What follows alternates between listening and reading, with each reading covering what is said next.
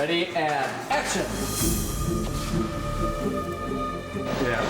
Oh, that'll be good. Nice. Oh, my God!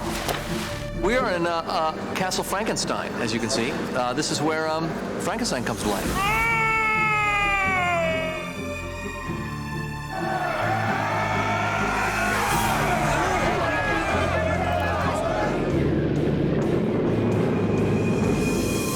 All the peasants are crashing across the bridge and trying to break into Castle Frankenstein. And there's Victor Frankenstein. He's just awakened the monster, and there's lightning and thunder and rain.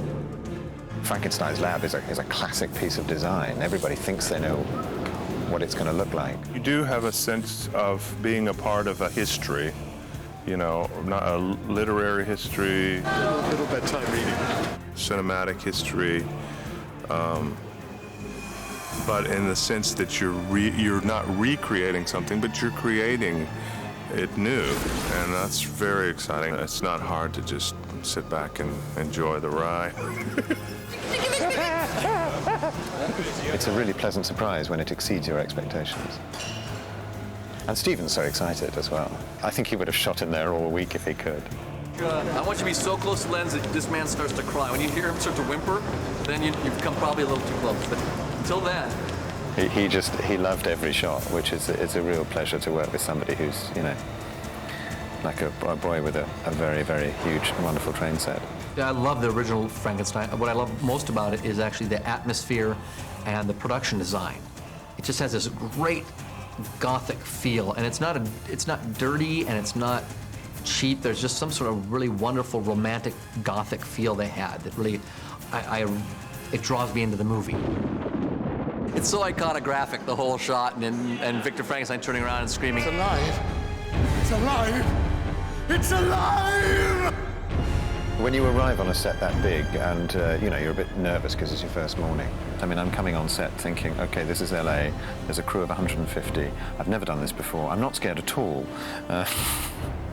But then when the size of the thing and the fact that there are these great kind of buzzing things in the background and lots of whirling dynamos. Like sometimes some Gothic things, it takes me out of a movie.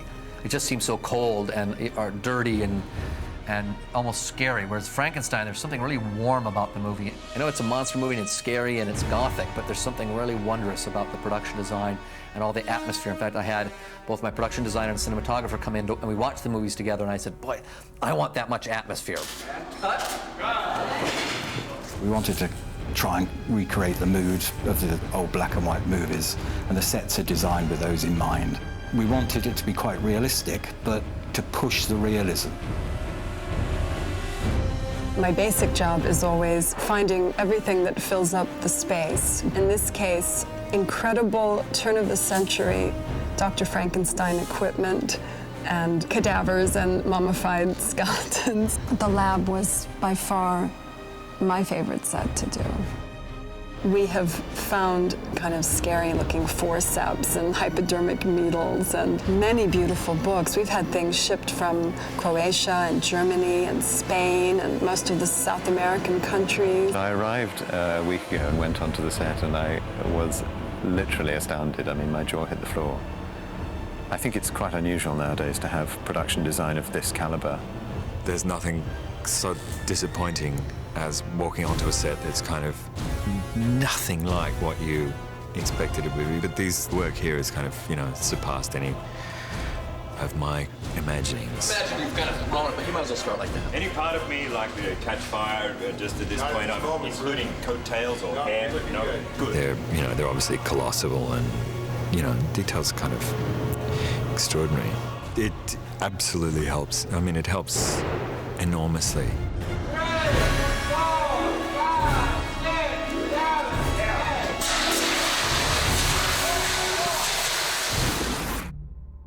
What's interesting about Frankenstein's lab, which we're shooting at the moment, is that it goes from black and white to colour, so I had to think tonally for the black and white sequence and obviously colour harmonies for when we go into the colour sequence. So it made it a slightly more complex design process, but also much more interesting. Frankenstein's world is this brown, and in the lab we had a very limited palette, but very specific copper colors and a steel blue-gray and a mahogany wood, and then the brown walls that you see here.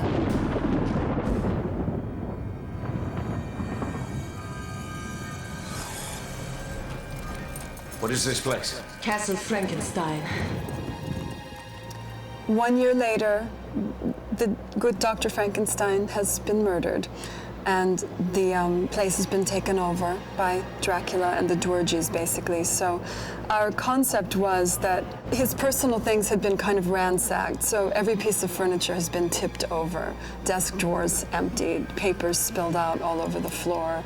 Anything that they needed or used, they've taken, but quite a few things, because they're not a doctor or a scientist, they didn't know what they were, so they were left intact or just kind of looked at and tossed on the floor. So the concept was just ransacked. This movie's all about taking people to a whole nother world. Hopefully it's wonderful escapist entertainment. I love this sort of stuff, and that's what we're doing. Is whether you're inside a foyer at Castle Frankenstein or exterior Castle Dracula, the movie is it's huge.